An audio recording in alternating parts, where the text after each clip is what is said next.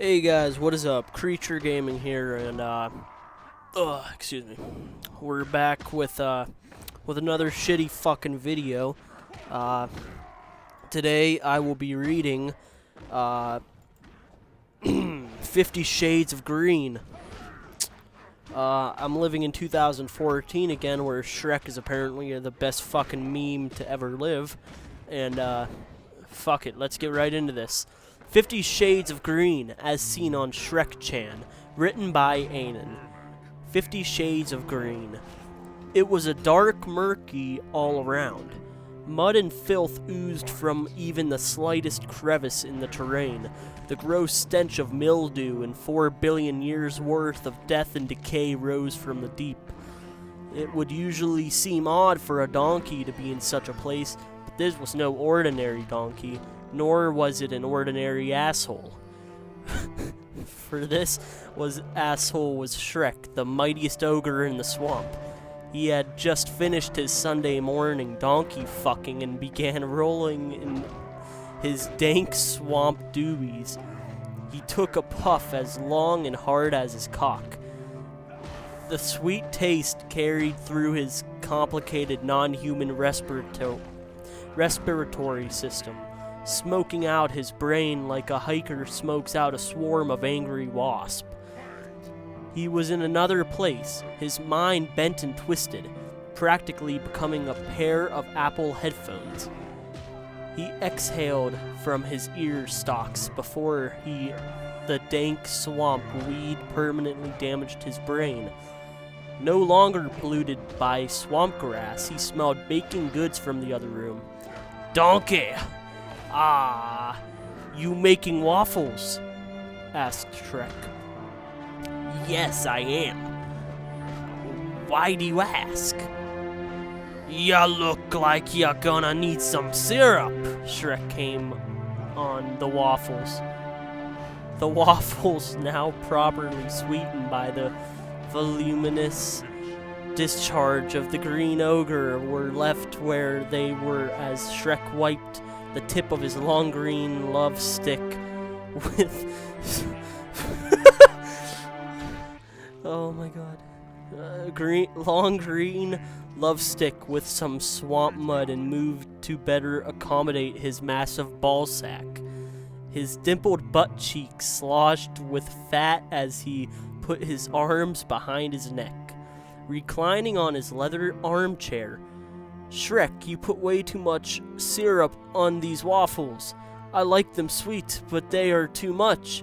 When did you get syrup anyways?" "Ah, I picked up a load off it a while back. I figured you'd like it." Donkey paid the comment no mind. He always loved waffles and sex, especially at the same time. Fucking kill me. He took a plate of waffles and sat at the table near Shrek's armchair. Donkey took a bite of the well-syruped waffles and let the somewhat salty, vicious flavor cleanse his palate. He recognized the flavor immediately, as the was familiar to the green stick spray that would coat his face when Shrek came. "Shrek," he said playfully, "I believe you used the syrup wrong." His eyes were trained on Shrek as he licked a huge dollop off the pancakes. Shrek smiled as he released his huge wet fart, which was amplified by the leather chair in which he was seated, and wafted it towards his cum-loving roommate. He arose out of his chair, further releasing the nostril-searing stench throughout the room, and stretched his bulbous love handles jiggled at the every move while his full busted man tits playfully bounced along. When he was done, he looked at Donkey and smiled with decaying teeth and asked, "Ready for round 2? Donkey's eyes widened. His tongue fell from his mouth, drooling profusely as the pair of XXL plaid pants hit the floor in front of him. Now there were two massive green beasts in the room. One was Shrek and the other was Shrek's penis. Donkey's hooves shook and rattled. Was Shrek really planning on filling him up twice in one morning?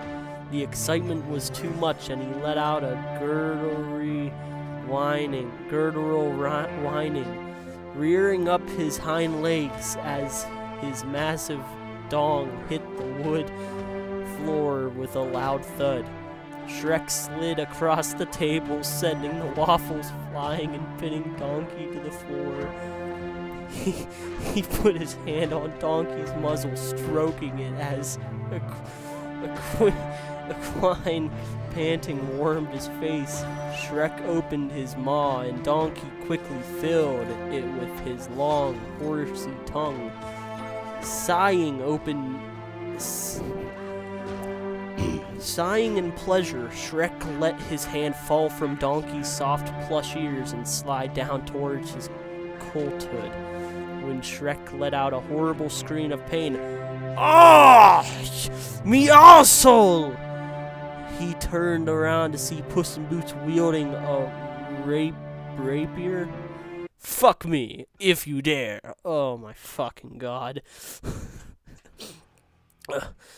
I'll tell you what, I'll give you guys a 2-in-1 special. Okay. After a while of searching, I came across a good story. Mason, where the fuck are we? You're asking me. There is a curse heard, but neither could tell who it came from. It started out as a simple pickup after the day filled with gunshots, near misses, and cursing. Frank Woods and Alex Mason were on their way back to base when their bird malfunctions and crashes. It was fucking freezing to the point that neither could feel the heavy gear on their back. It was fortunate they were dressed for the cold weather. Keyword, cold. None of them could have predicted they would be in the freezing weather. Their helo didn't even caught fire because it would freeze faster than it could burn. They were basically fucked, vulnerable to attack at any minute. Their pilot KIA, their supplies scattered or buried deep in the snow, and their radios would pick up nothing but white noise. Visibly was like trying to see through fog. The blizzard covered everything. They could barely see the other despite standing only a few feet from each other. This is bad. You're telling me? Shut the fuck up, Mason! An irritated Wood snapped. He didn't like the cold already. Now it was basically below zero and he set him on edge. Frank Woods could handle humid, but not freezing. Mason snorted at his partner's irritation. He squinted through the blizzard, trying to find something, anything. But he couldn't even make out a single tree. Wherever they were, it was most likely deserted. He took a step forward, barely even able to move his legs through the numbness, and then another, until he started walking slowly, trudging to the deep snow that went all the way to his kneecaps.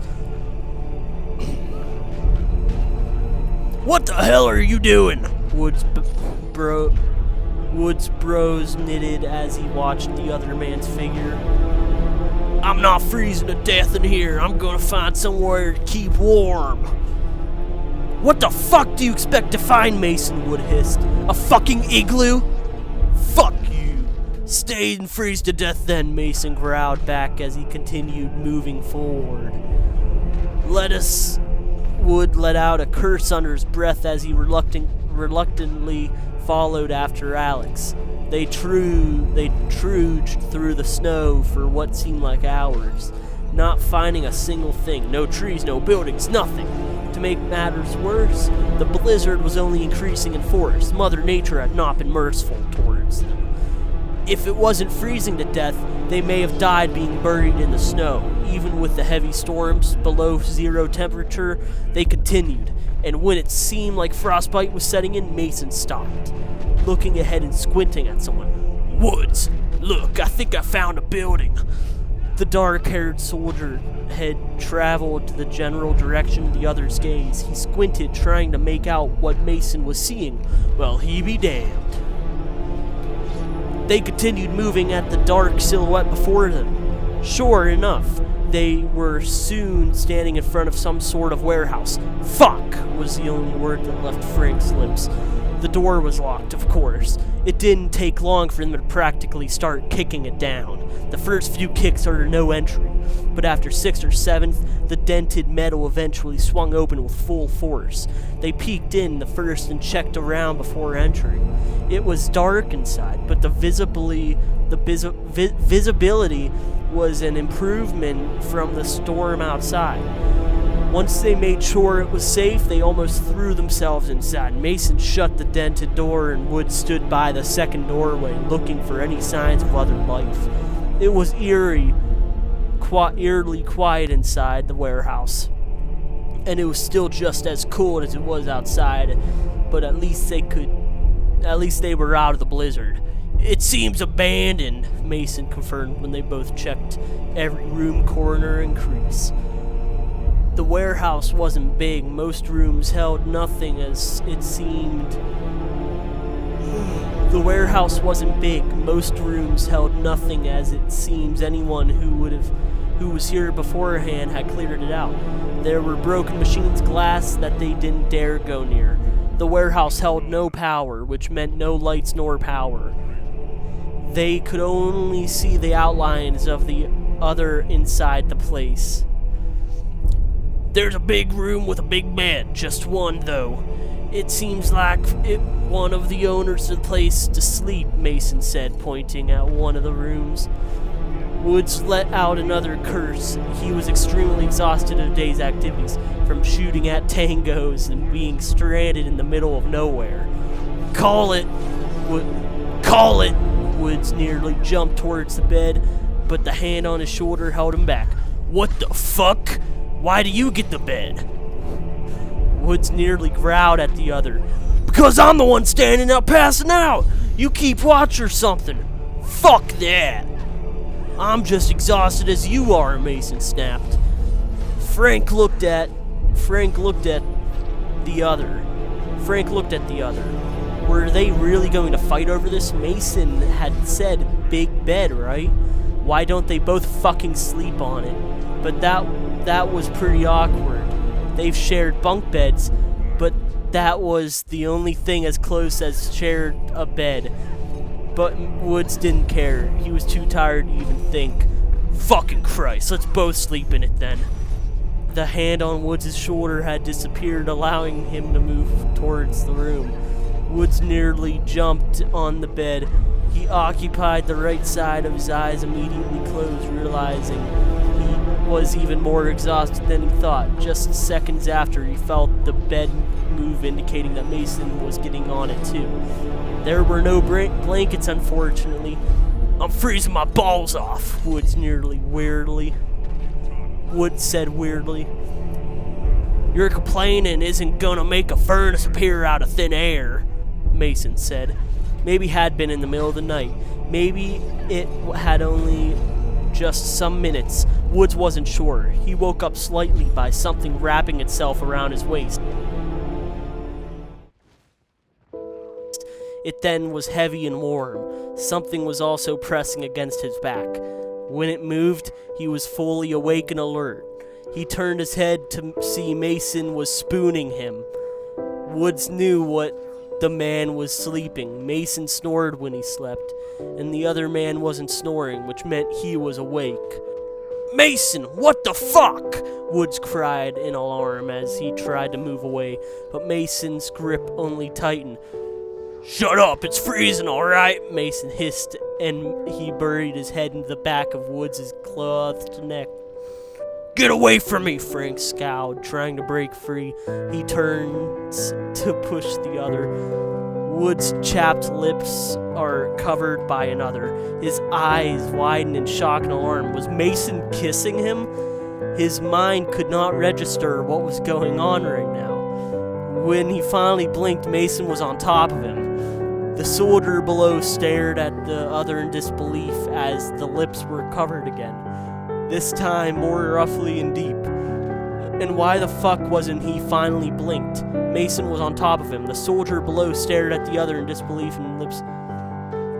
And why the fuck wasn't he objecting to this? Woods knew he should be pushing Alex away. Scream at him, punch him, anything. But his arms were completely boneless, being held back by the other ones on top. He wasn't sure how he went to protesting and practically complying. Woods pushed against Mason's lips and he kissed back. His arms were freed as they reached up to pull Mason's short hair. Mason's hands started roaming Woods' clothed chest. Nothing about their actions were shy. They had known each other for years. Nothing needed to be held back. Maybe they were releasing some unspoken sexual tension on the other. Maybe some feelings. Who knew? Everything was rough. They bit the other's lips until it bled. They sunk teeth into exposing flesh that would surely leave bruises. They pulled at each other's clothing, almost ripping fabric in the process.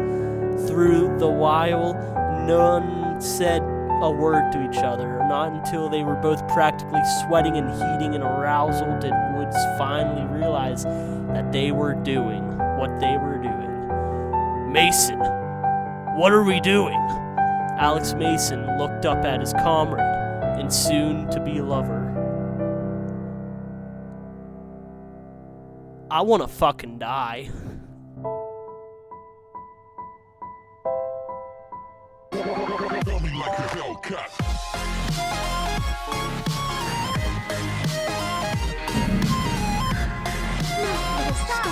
Wait!